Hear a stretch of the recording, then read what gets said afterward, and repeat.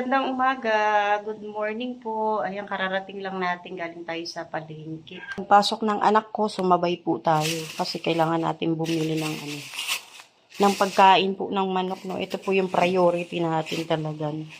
Kasi wala nang pagkain yung mga manok. So ayan yung bilili natin. Tapos bumili na rin tayo ng banana. Ayan. Bumili na rin tayo ng saging. Buto-buto. Ayan, no? Buto-buto ng baboy at laman ng baboy. Ayan, no?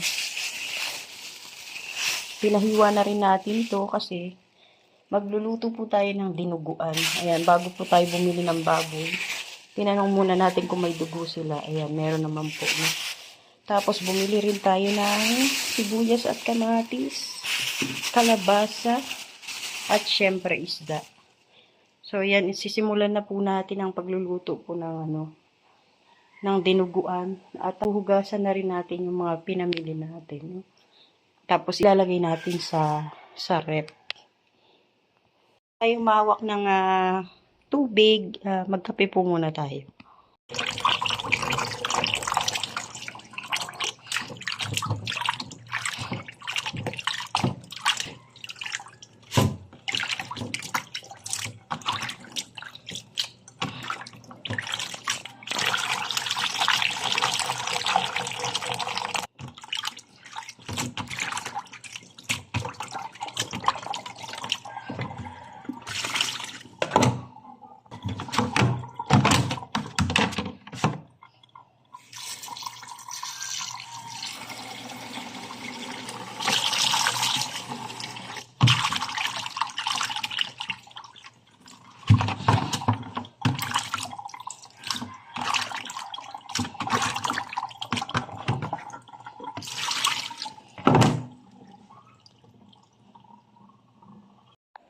Ito na po yung hinugasan natin yan.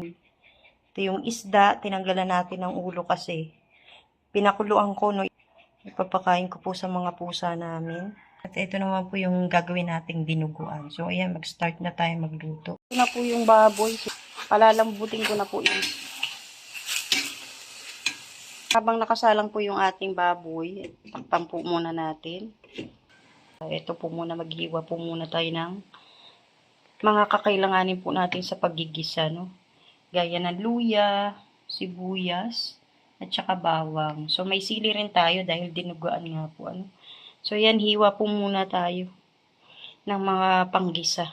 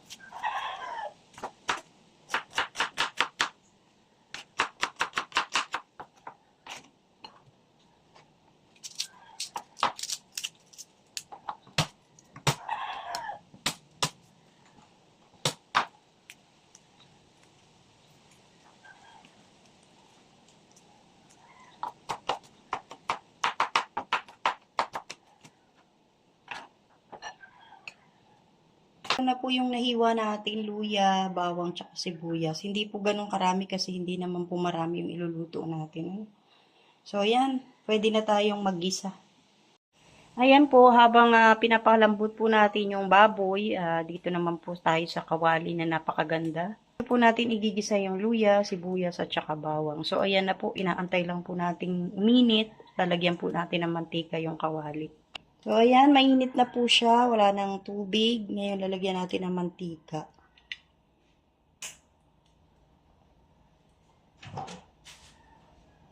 Tapos, ilalagay na natin yung luya. Luya po muna unahin natin.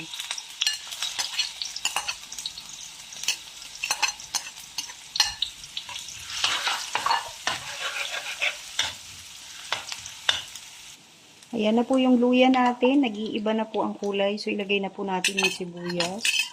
At saka yung bawang. Ayan, pagsabayin na po natin.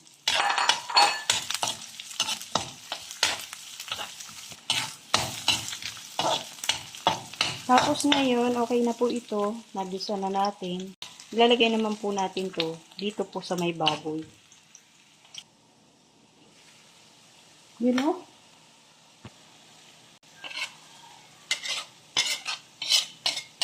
Ang bango.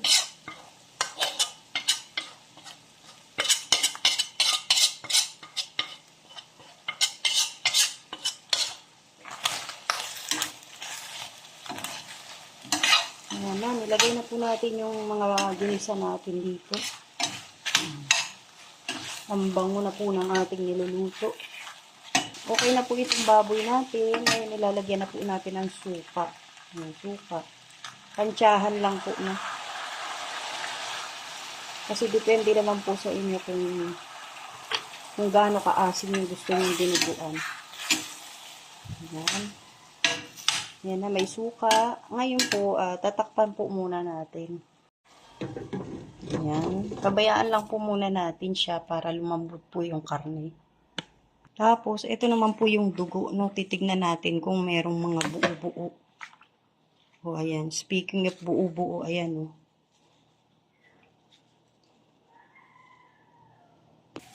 Paghihiwalayin natin yung buo kasi dudurugin natin.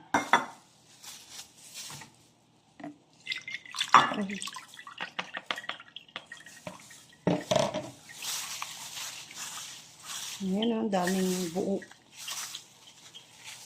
Pang bacho ito eh.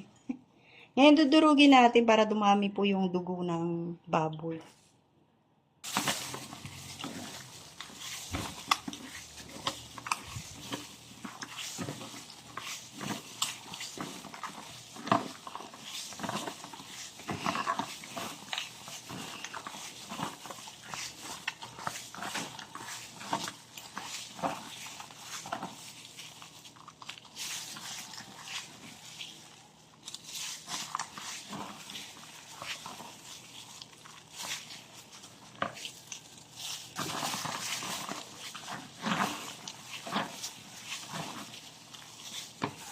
Ito na po, durog na po yung dugo.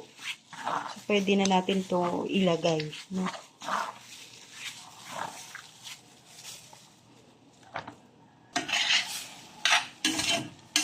Ngayon po, ilalagay na po natin yung dugo.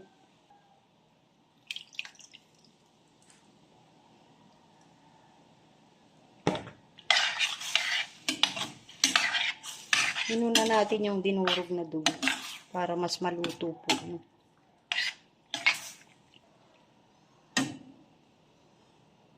Tapos ilagay na rin natin to.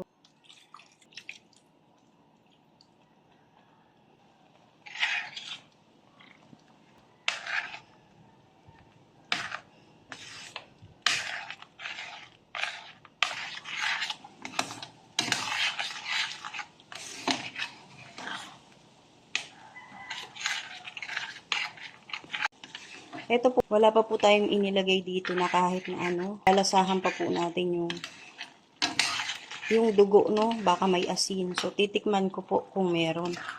Tsaka natin lalagyan ng asin. At tsaka pampalasa. So, wala pa po siyang timpla. Wala pong asin yung dugo. So, ngayon lalagyan na po natin ng asin. So, isang ganito po, isang kutsarita. Tapos haluin natin. Parang kulang siya sa suka. So, dadagdagan natin ng suka. Tapos, lagyan natin ng pampalasa.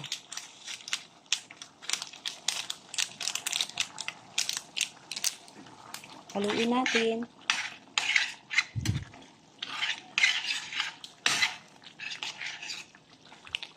Tapos lagyan natin ng ng paminta. Ayan.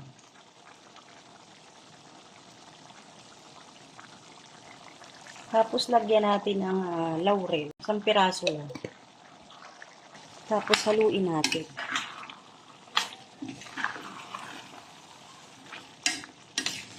So, ayan, malapit na pong maluto kasi malambot na po yung baboy at saka yung dugo luto na rin. At nilagyan na rin natin ng pampalasa. Ngayon, titikman naman po natin kung okay na po.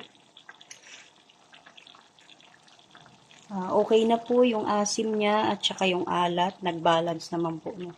Ayan po, dinagdagan po natin ng sabaw para po kung sakali po iinit-initin natin, hindi po siya matutuyuan. At dadagdagan na lang po natin ng konting asin at okay na po yun kasi tamang-tama naman na po ng lasa. Ngayon po, ilalagay na po natin yung sili. Yung sili po, isang peraso lang po yung hiniwa natin kasi yung mga anak ko po ayaw po ng masyadong maanghang. Ito na po yung dinuguan na niluto natin. Ayan, nagsandok na po ako dahil kakain na po ako. No, ready na po akong kumain. So, ayan, maraming salamat po sa lahat ng manonood at shoutout po sa inyong lahat. Magandang tanghali po and God bless po, mabuhay. Kakain na po tayo. Ito po yung kanin na lamig at ito po yung saging. So, ayan, kainan na.